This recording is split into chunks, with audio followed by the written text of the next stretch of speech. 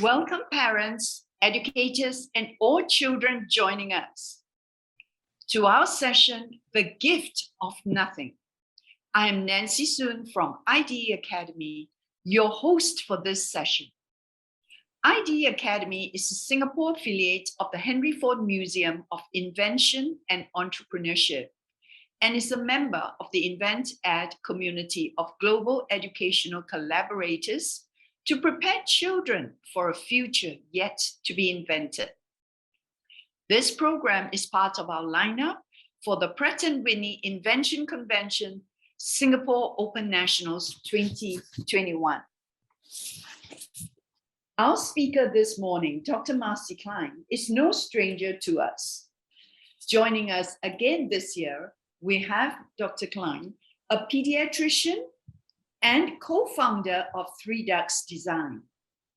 3DuxDesign is an award-winning architectural modeling system that uses recyclable and reusable materials.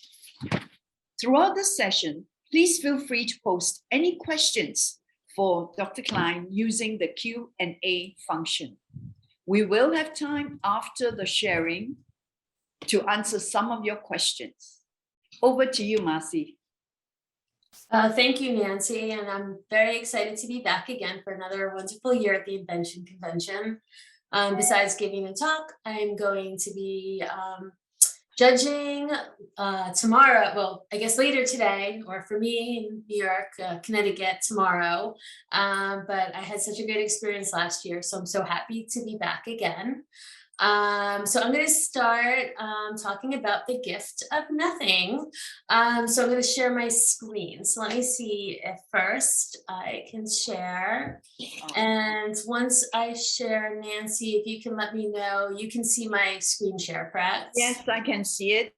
And great. Just for all the attendees, those educators and families with your children with you, we will share a link to the Google Drive where you can download some of the materials like this to actually work with your children later.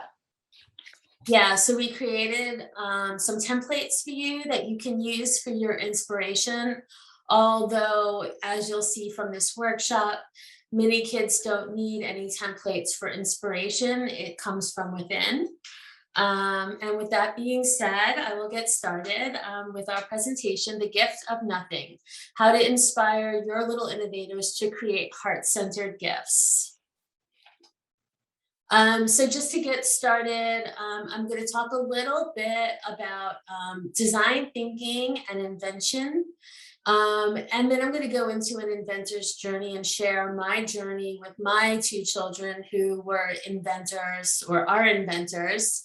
Who started their company through an invention convention, not unlike yours.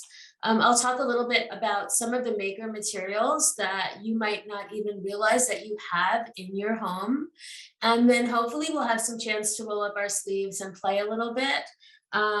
Or you can ask questions along the way. So I'm here for you to share my story, but also to answer any questions. So I'm going to start with talking a little bit about design thinking. I'm not sure how familiar everyone is with this concept, but it's a tool that designers, architects, product developers, inventors, people in companies, app developers use to build new products. And it's based on the concept of a cycle of invention, starting with the ideation process or imagining and coming up with a problem and really understanding and investigating that problem before designing and building a solution to those problems, and then ultimately sharing that presentation with other people, the end users, getting feedback and continuing that cycle to create better products. But that's not just used only for corporate. It's also can be used in the classroom and for students. Here's an example of design thinking in action. So this is a swing set that's actually designed for children with special needs. And you can see through this that it's a little different than a regular swing set. And part of the process of design thinking, which is what I think is the most important, is developing empathy, really understanding that end user that you're designing for. Sometimes we design for ourselves and it's easy because we know what we want, but many times designers and inventors are inventing for someone else. And in order to invent something or design something for someone, they really have to understand who that person is and almost live their life. So in designing a swing set like this or a playground set, the designer has to think about themselves, for example, possibly in a wheelchair. How would they get onto the playground? What would they do when they're there? How would they have fun? How would they leave it? And what are potential hazards along the way? And only when we have empathy and we really put ourselves in that other person's shoes, can we really be effective at creating for them. These are some of the skills that your little inventors will master using a process like the design thinking process. For me, I circled empathy because to me, that's the most important component of the design thinking process and the best benefit for children. So I got to know design thinking before I realized that it was even a thing. So when my daughter was, I think 5, she decided that she wanted to make a gift for her, or she wanted to buy a gift for her daddy for his birthday. And, you know, being a mom, wanting to empower my child, I'm like, sure, design a gift, you know, buy a gift for dad. You worked hard for your allowance and we'll go to a store and you can buy daddy the present that you want. Well, that's what my daughter bought for her daddy for his birthday, a big Hello Kitty stuffed animal.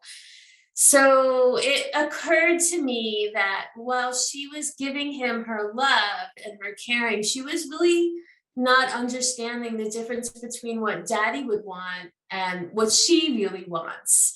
And that started us on the process of coming up with a new idea for gift giving for the future. So from that year on, my kids were actually inspired to create gifts for their family members and loved ones.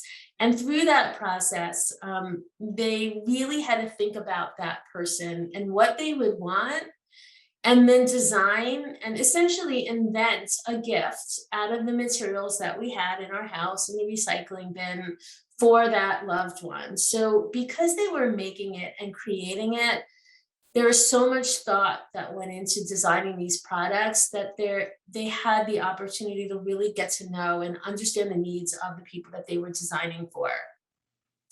So as an example, parking garages out of cardboard or doll houses.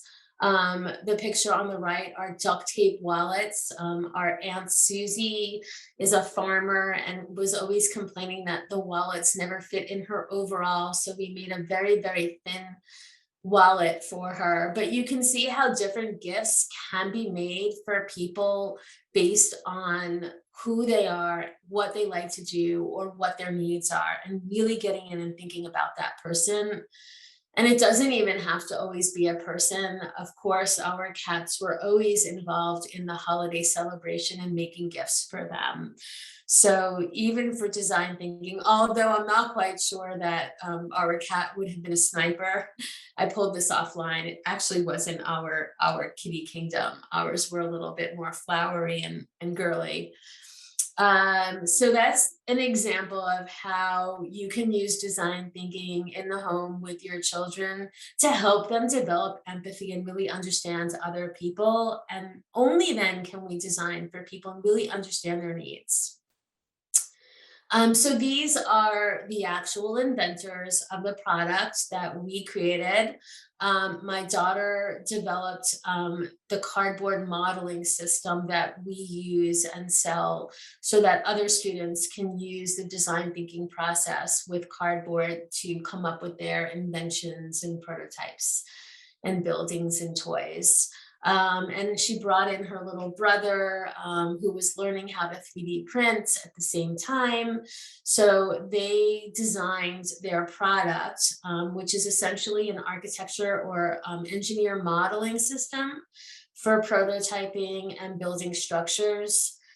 In the process, oh, and this is actually the whole line, 4 years later, they went from presenting at the Invention Convention in the United States to having a whole line of products and curriculum that they sell internationally, including Singapore.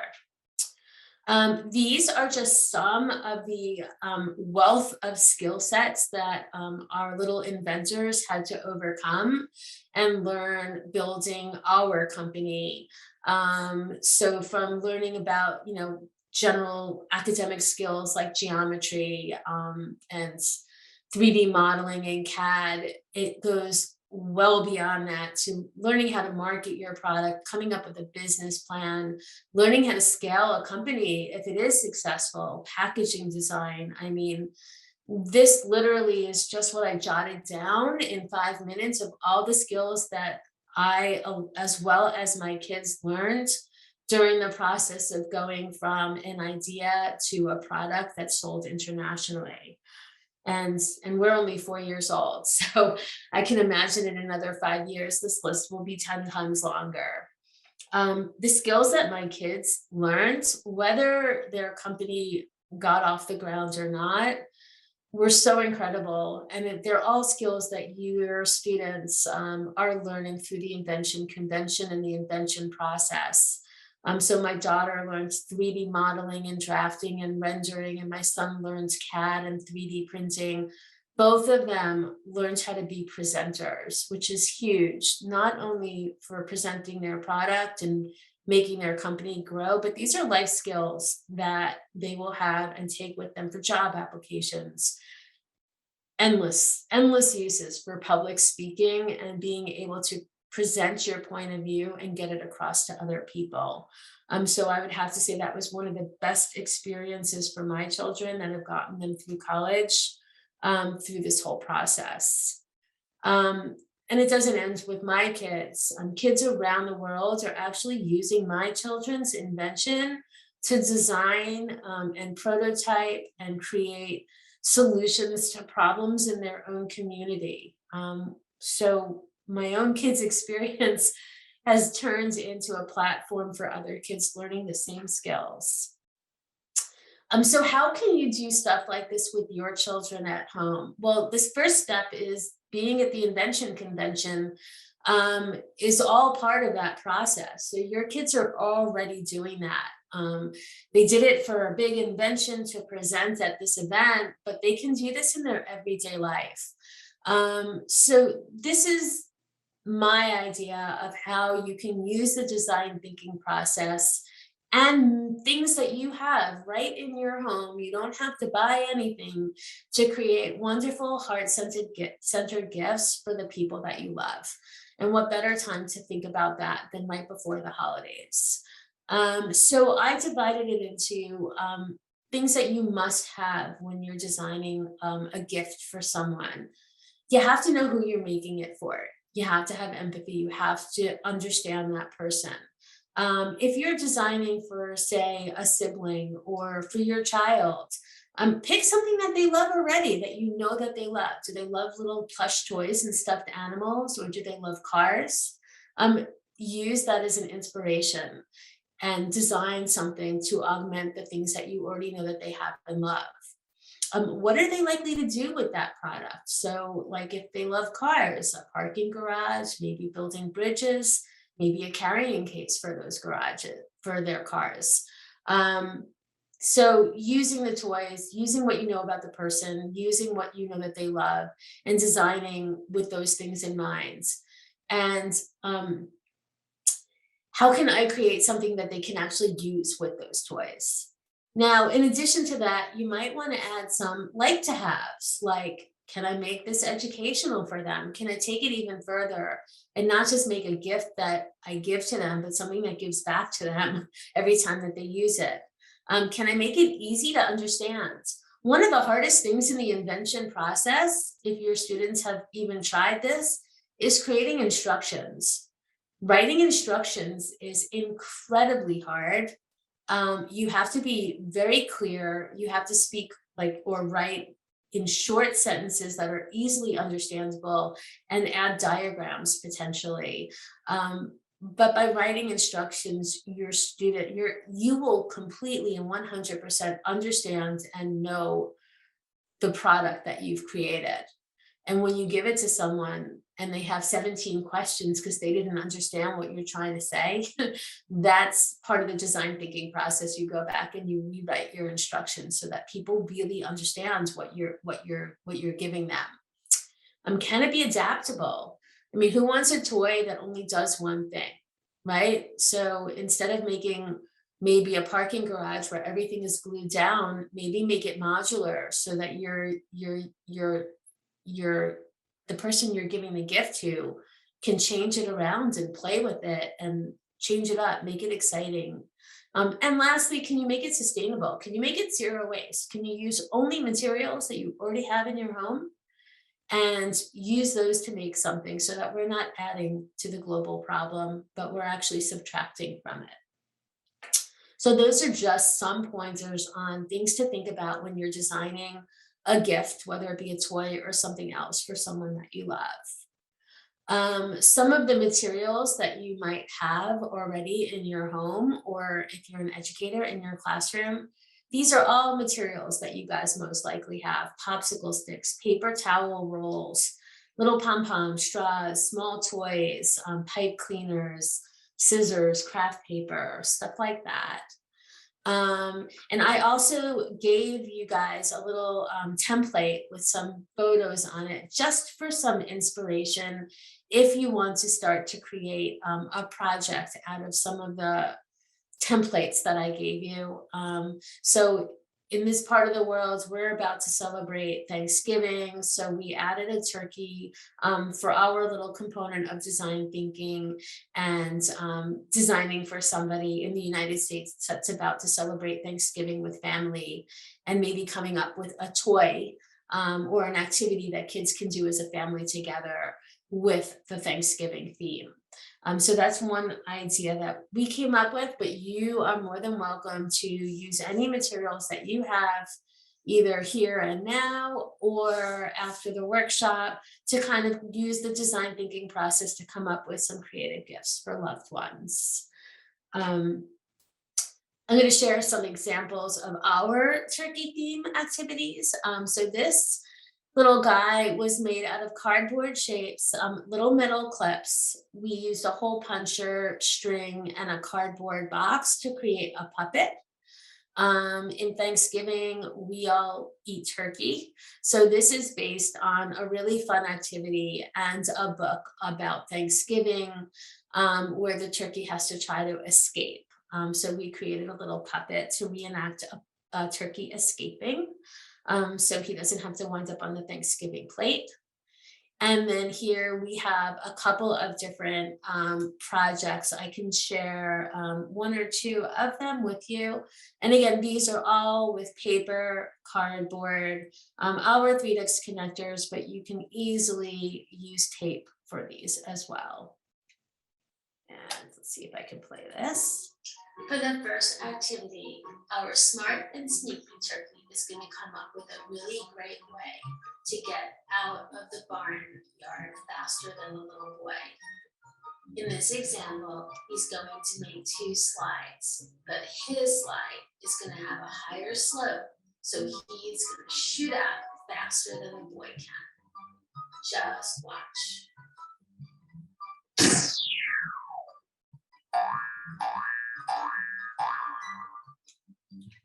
This activity was inspired by some of the awesome projects on TV. So that one we incorporated just basic pieces of cardboard, our little house that we made out of cardboard. And as you can tell, we added a little bit of educational value to it. And all the pieces are easily movable, so the project can be adapted over and over again. So in that example, different slopes, then the turkey escaped by going down a steeper slope. And then we did the same exact materials, tried to keep them versatile, and created a different project. For turkey trick number 2, our smart and sneaky turkey is going to find a new way to escape the Thanksgiving Day hunt. This time, he's going to design a catapult that is going to project him over the fence to freedom. In the first attempt, the fulcrum is just too low, and the turkey doesn't have the force to make it over. But when we make the fulcrum higher, watch what happens. Freedom! And lastly, so in that example, we used a lever and a fulcrum, adding some educational value to our toy for a little child, but again, still very versatile, same exact materials, everything we have in the house. Part of the great turkey escape, our slick and savvy turkey is going to come up with a new device to get away for the Thanksgiving Day feast. In this circumstance, he's going to slide out of the barn, but he's going to have the same exact slope as the little boy. The only difference is that his slope is covered with very slick tape. So he's going to decrease his friction and go sliding out away from the little boy to safety. Just watch.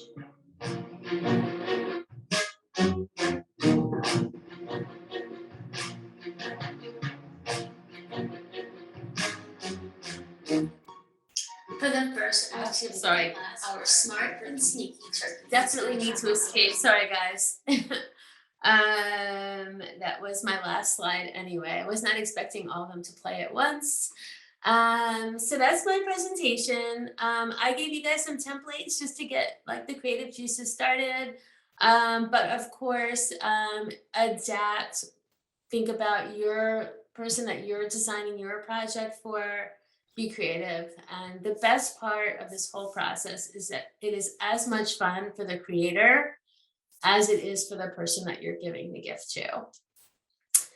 So that's the end of my formal presentation. I would love to answer questions, or if there are any little inventors here that are working on projects, I would love to see what you're making.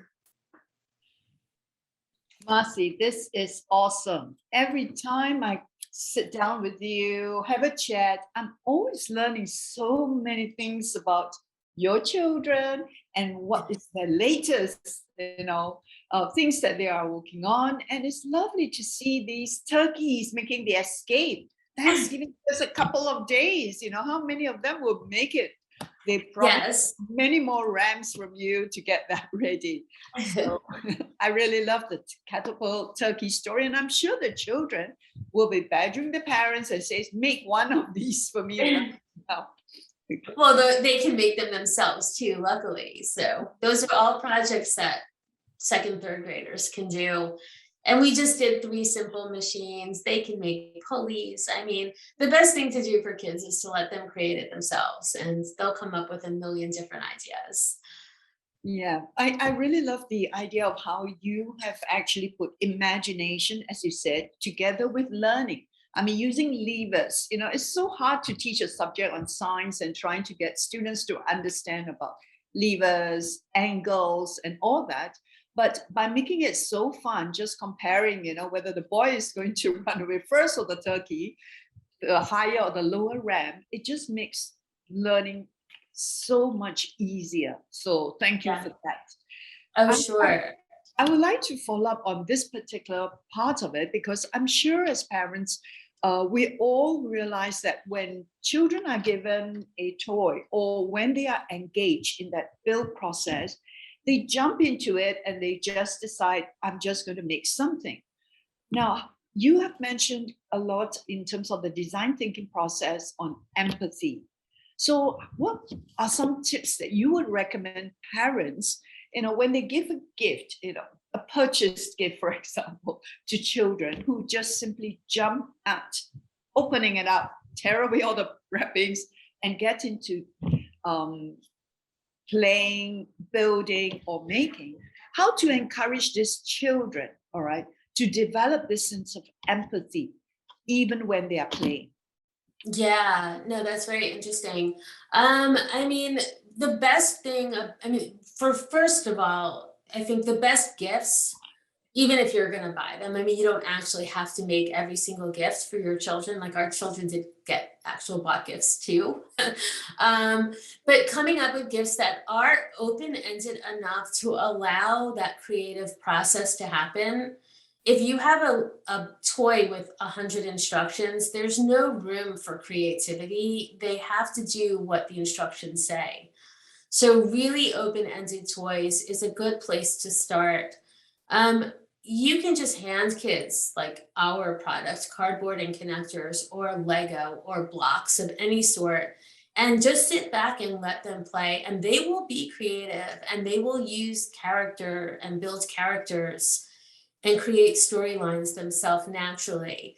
But if you want to just help them with a little bit of empathy in their storyline, just very simple questions. So as you're watching your children play with a toy, see how they're making the characters interact and take opportunities when they happen. I don't think it's something you can make happen, but if you see a little doll hit another little doll, I mean, for starters, you want to make sure that they're not reenacting something that they experienced. That's the pediatrician in me. But you know, those things happen on the playground all the time, and not everything is like, has, it could be like just a little kid hitting him, pushing him out of the way. But you take that opportunity to say, well, I see you're the little girl character and you push the little boy off the swing set, but like, let's think about that a little bit. And, is there another way you could have had the little boy leave the swing set if you wanted to swing, other than pushing him off and making him fall and breaking him? So you have to kind of go by what the child is doing at the time and incorporate. A lot of parents want to tell their children that they've done the wrong thing. You shouldn't have pushed that little toy off. You probably hurt that little person. But it's much more effective to ask a question and to open it up. Because if you do that, you've already, number one, you're being autonomous, and the child is going to feel less empowered, but you've just closed that conversation. It's better to open up the conversation and I wonder what might have happened if that was a real little child. Do you think it would have gotten hurt? And then they can answer, and then you start a conversation about it, and how might there have been a better way, to do that. So it has to be natural. It has to be through observation of what your child is doing. And the same thing with real life child to child interactions, just revisiting a situation and how might we have done it differently? And how do you think that other person felt during that process and why they did what they did? That's a very long answer to your question. But fabulous, because I think throughout what you are actually dropping, I think the biggest hint is this question to the child to actually promote that sense of empathy is, how might there be a better way for whatever the child is doing? Because I think in that way, it opens the child to reflect and therefore be able to then start addressing what he or she has done in terms of that play acting with the toys. So I thought very, very well said, because that tip that you've just shared becomes invaluable for us to remember, how to, as you said, not to be too authoritative but to let the child actually bring out that sense of reflection in them. Right? Absolutely. And now I've got a question from the public or the attendees is, how involved were you when your children were inventing? Not as involved in the initial concept, but as soon as that concept had legs, I am doing this full time. So I'm not working as a pediatrician anymore. My children are both in college, and in order to get our company where it needed to go, it really needs more than one person, probably more than two people, and definitely not two people that are in college. So, the way it worked with our company, and every entrepreneurial story will be completely different and unique. But for us, once I saw the value of what they had made with my pediatrician eyes and the parent in me, and saw at a farmer's market and like a soccer tournament, like children running and playing, like nobody was playing soccer. They were playing at our table and building together and creating and using their hands. I knew that it was something. So I've been taking this journey with my children the entire way. Now, that doesn't mean much because I'm a pediatrician and I never took a business class. So it's not like I helped my children accomplish, like it was teamwork. We did it all together. We divided and conquered. And, one would tackle, my husband and my son would be tackling how to tool and how to come up with a manufacturing method that was cost effective, but close to home and sustainable and a trustworthy company to work with. And my daughter and I were learning graphic design and marketing and social media. And like, if you think you're a kid and you know social media because you know how to Instagram and TikTok, you have to be that does not equal marketing. There's a lot more to it. So it's such a steep learning curve that it was like whenever we weren't doing something else, we're doing 3Dux. So if you're in it for the journey, if like what your child or what you have designed is something that you think has the potential to become something really, really great that you're passionate about, it's not passive. Like your kids are not gonna, it's really hard to imagine youth doing it without any support at all. So you're going to be in that journey with them for sure. But it needs to be something that your children and you are passionate about. And you might be passionate about your children succeeding. You don't have to be passionate about the product, but your children will need to be, because it's going to be hard. And you're like the design thinking process, learning how to market is design thinking in itself. Every new skill set, you fail and you pick up the pieces and then you try again until you get to success.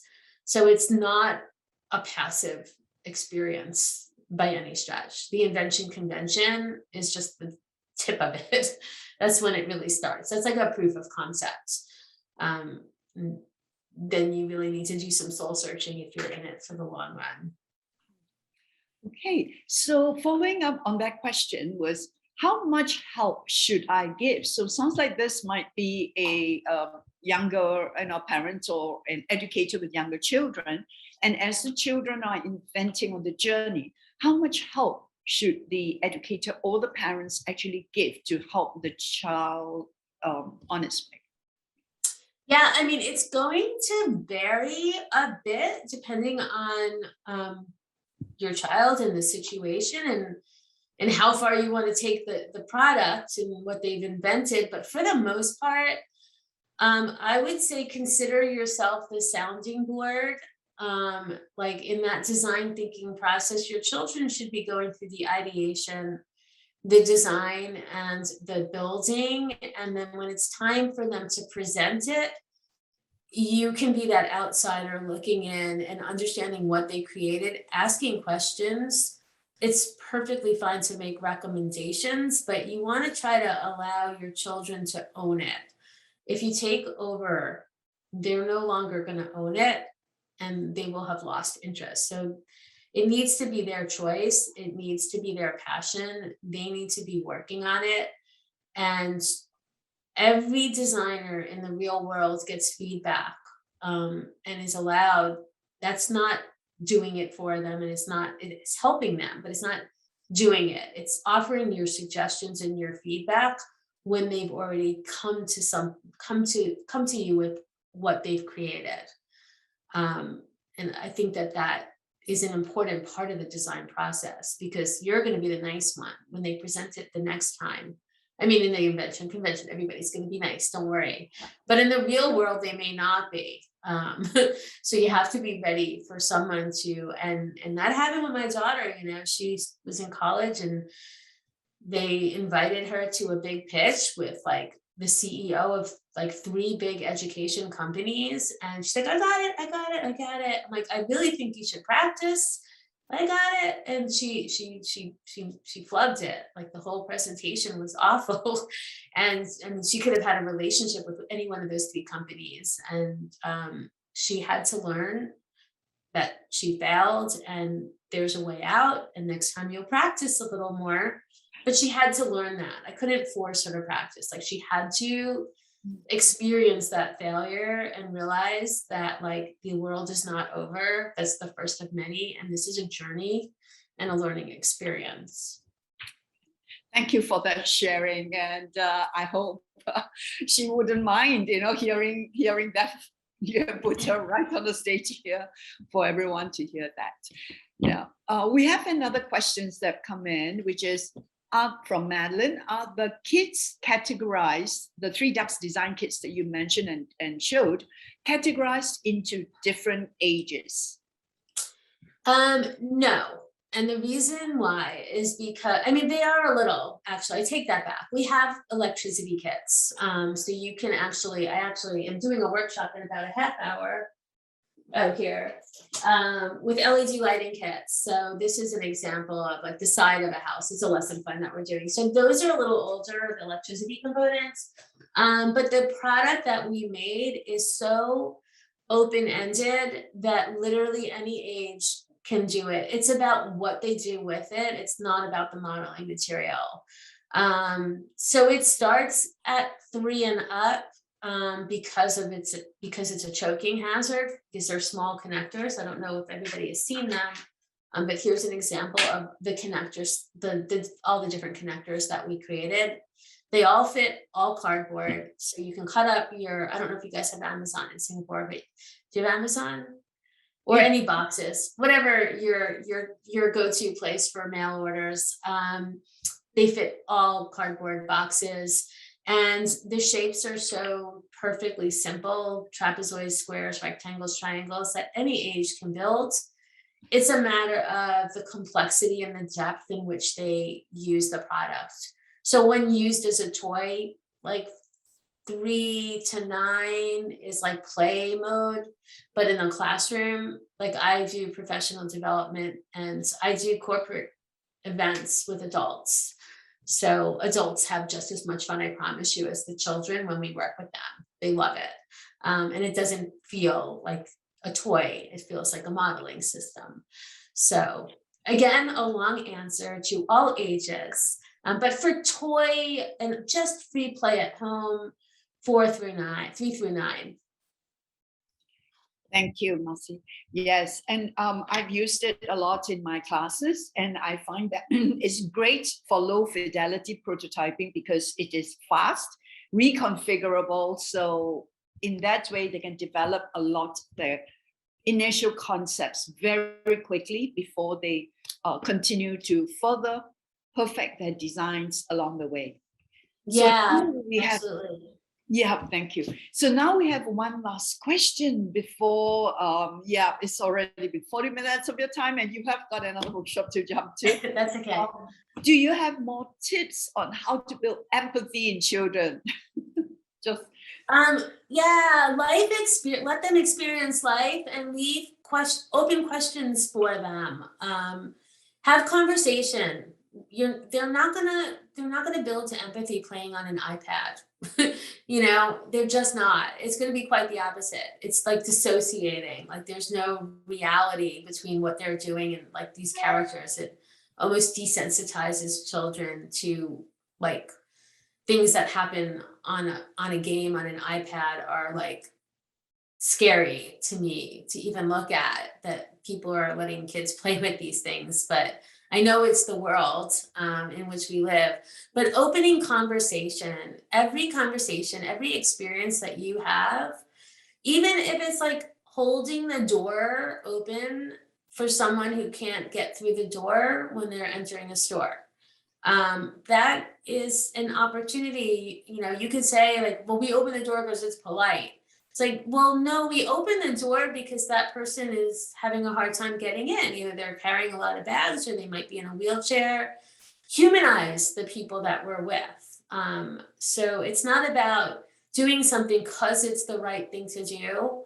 A lot of parents that I've experienced just as a pediatrician, they want to get it done fast and they just want to tell the kid what they're supposed to do. Like you hold the door because that's what you're supposed to do. That's a lost opportunity to let somebody understand why we hold the door. It seems so simple, just holding the door, like get it done with, and you know, but it's a conversation opportunity. So any day, like it just should be continual. It should be a fabric of your life, making sure that you're always checking in and asking them how they feel, and telling them. And the other thing is being a role model. Like if you have a dispute with your spouse and like you think maybe you were wrong. I mean, I never think I'm wrong, but like sometimes I guess I'm wrong. Showing that to your, like, I think I hurt daddy's feelings. I should make it up to him. Have that conversation. Like, we're not perfect. Parents don't have to be perfect. Kids are gonna follow what we do. So if you want your child to have empathy, like you have to show it yourself, and model that and show that you're not always perfect. And maybe I made an error. I wasn't really thinking about that person and I should have done that differently. So reflect on yourself. That might help as well. All right. Thank you, Marci. Oh, thank you. And since there are no further questions, thank you everyone for joining us for the gift of nothing. And thank you to our Dr. Marci Klein for taking the time to share her experience, her knowledge with us. Yes, and if your little students are making a project out of the templates, please share them. We will share them on our website and showcase their work and share them with Nancy. And yeah, we love to see students work. Yes, and we will be hearing from all these parents and children, you know, and when they share the work, we will share it with you too, Marci. Thank you. Thank you. And enjoy. Good luck, everybody, on the Invention Convention. Thank you. Before we end, can we request a picture, right, yes. together with you? Yes, thank you. So all we need as long as you don't try to make me figure out how to make a funny hat. All right. Thank you, Peter. All right. He's taken the screenshot. And so this session is part of our Pratt & Whitney Invention Convention Singapore Open Nationals. And you can join us for more of such sessions over the next few days. Join us at our virtual platform where you can visit the booths of the inventors participating this year. We also love to hear from you. So reach out to us using the feedback form via this QR code or through any of our social media handles. As Marci has mentioned, she would love to see what are some of the things your children have put together from either her templates or things that they have started to make through some of the recyclable materials that you have at home. Thank you, everyone, and we'll see you next time.